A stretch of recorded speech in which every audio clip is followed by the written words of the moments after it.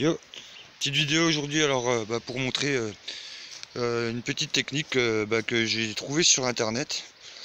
Donc vous voyez, avec des petites palettes en fait, c'est pas que les toutes grosses, avec les petites palettes. Je vais vous montrer après comment je fais.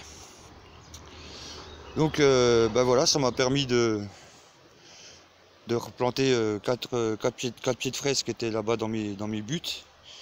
Puis du fait qu'elles se démultiplient, du coup je vais pouvoir en faire quelques-unes par là. Donc je vais pouvoir faire dans la continuité par là des petits bacs des petits bacs à fraises comme ça. Donc je vais vous montrer en fait comment ça se passe. Vous voyez cette petite palette là, vous voyez, c'est pas une grosse palette énorme. Donc il suffit de la réparer un petit peu, hein, retaper un peu là, remettre des carrés à ces endroits là, ou bien comme elle est là tout simplement, hein. Ensuite vous la mettez à plat, et puis une planche sur deux, vous voyez, une planche sur deux, vous retirez. Ces planches là, vous pouvez les récupérer et vous les replantez avec des pointes ou des vis. Vous les remettez là sur les côtés, ce qui fait que ça vous fait des renforts pour retenir la terre de chaque côté. Voilà. Et puis vous avez votre petit bac à fleurs en, allez, en 10 minutes. 10 minutes c'est fait quoi. Plutôt que de vous casser le cul à mettre des tonnes et des tonnes de terre. Moi en fait en réfléchissant bien, j'aurais peut-être dû faire comme ça, parce que du coup j'ai fait des grands caissons. Vous voyez, il y en a un qui est là d'ailleurs. La tronçonneuse elle est dessus. Bon, c'est un caisson, bon, voilà, il est sur champ, il est pas à plat. Et vous voyez, j'ai fait quelques caissons comme ça. Donc ce caisson là, je sais pas encore à quoi il va servir. J'ai celui-là qui est là, pareil, pas très épais, vous voyez. Donc pareil, j'ai gardé les taquets un peu plus grands là pour pouvoir y mettre des perches afin de le bâcher pour l'hiver. Parce qu'on va peut-être mettre nos arômes là en fait, du coup. Donc vous voyez, avec des palettes, hein, on peut faire beaucoup de choses. Donc là les buts, pour l'instant, on attend. J'attends que ça soit OP. Et puis j'ai commencé, donc vous voyez. Donc là j'ai commencé à mettre de la terre, j'ai pas fini. Et je garde tout ce qu'il y a en dessous, hein, bien entendu, pour ça nourrira la terre. J'ai mis du bois au préalable, hein. J'ai mis des gros morceaux de bois, voilà. Des morceaux de bois coupés de 30-40. Et ici là je vais faire ma butte à patates. C'est bien, comme ça je vais mettre à peu près jusque là de terre, peut-être un peu moins, et puis comme ça me permettra de les rebuter quand il faudra les buter. Puis ça me permettra de mettre 3, 6, 9, 12, une quinzaine, une vingtaine de pieds, une quinzaine de pieds peut-être. Voilà, j'ai de la place pour faire. Donc voilà. Le compost là qui est là, pour l'instant il reste là. Je vais bientôt m'en occuper pour distribuer sur les buts. Donc vous voyez, j'ai récupéré les pieds de fraises les plus gros qui étaient par là. Et vous voyez, ils ont fait plein de petits rejets là-bas aussi. Donc du coup je vais les récupérer, et puis je vais continuer à faire un petit encore avec les palettes là, comme je vous ai montré tout à l'heure. Faire un truc à fraises, pardon, j'ai dit connerie. Les fraisiers qui sont là, je vais faire pareil, hein, je vais les mettre à la suite là-bas. Voilà. Donc vous voyez, hein, avec pas grand chose, hein, on arrive à faire beaucoup. C'est pas mal. Du coup on ouvre un peu aux oies aussi, hein. On ouvre un peu la porte aux oies pour qu'elles aillent brouter un peu l'herbe là-bas. Ça leur fait plaisir. Ouais, c'est toujours un peu vous voyez, hein, j'ai déjà pas mal descendu le tas de palettes. Du coup il en reste encore une petite dizaine à faire. Alors ici on a les semis de tomates. Donc je vais voir pour en remettre, parce que ça va pas donner spécialement énorme pour l'instant. Bon, j'ai deux semis de tomates, trois semis de tomates ananas compris. Ici on a les tomates Roma de mon ami Sylvain. Donc un petit clin d'œil à mon ami Sylvain, il se reconnaîtra.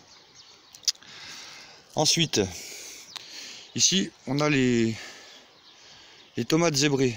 Donc pareil, hein, merci à Fanfan.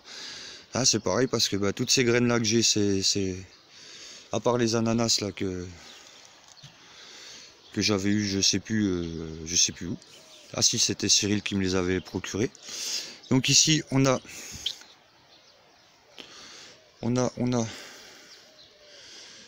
en fait là ici c'est tout Fanfan là.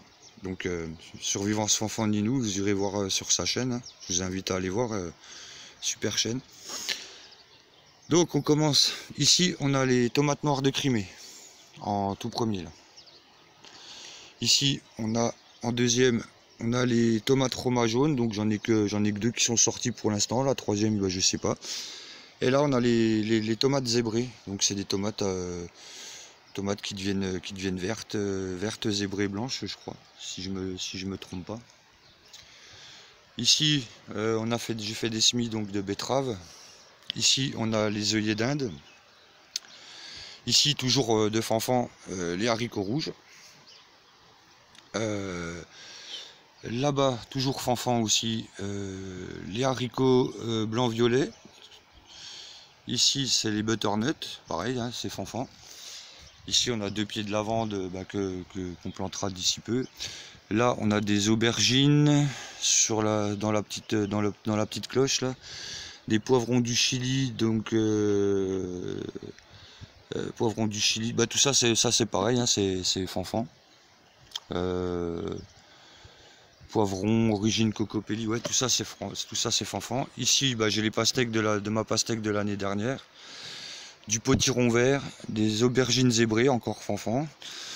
Ouais Fanfan il m'a effilé pas mal de graines, hein. Sylvain aussi d'ailleurs.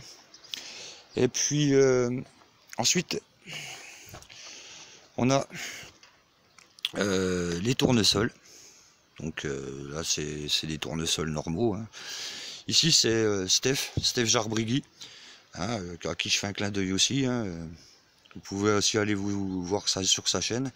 Donc ici on a des choux raves. Ici on a des melons ananas à chair rouge de Cocopelli. Ici on a bah, les laitues Batavia, donc Cocopelli aussi, donc de Steph. Donc ça c'est Steph, ça c'est Steph. Tiens, ici j'ai de Steph encore, concombre empereur. Ici c'est des concombres normaux aussi de Steph. Là c'est donc Steph aussi, melon ananas chair rouge, les trois là donc. Bon pour l'instant il n'y a rien de sorti. Ici j'ai des capucines, donc c'est cool. Ici on a un melon vert. Là on a des citrouilles et du potiron. Là on a du chou brocoli de Steph aussi. Donc voilà.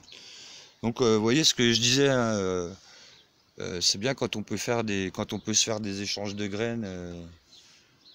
D'ailleurs moi j'attends pour en envoyer à Steph aussi, parce que du coup je devais lui en envoyer, et puis bah, avec les problèmes de squillonavirus là, bah, du coup c'est pas évident de la poste. La poste pour l'instant n'a pas l'air de fonctionner beaucoup, il n'y a plus trop de courrier qui arrive ni qui part. Donc voilà. C'était pour vous montrer un petit peu l'avancée des travaux. On y va tranquillement, hein. Moi, voilà, comme je dis, je suis au calme, tranquille.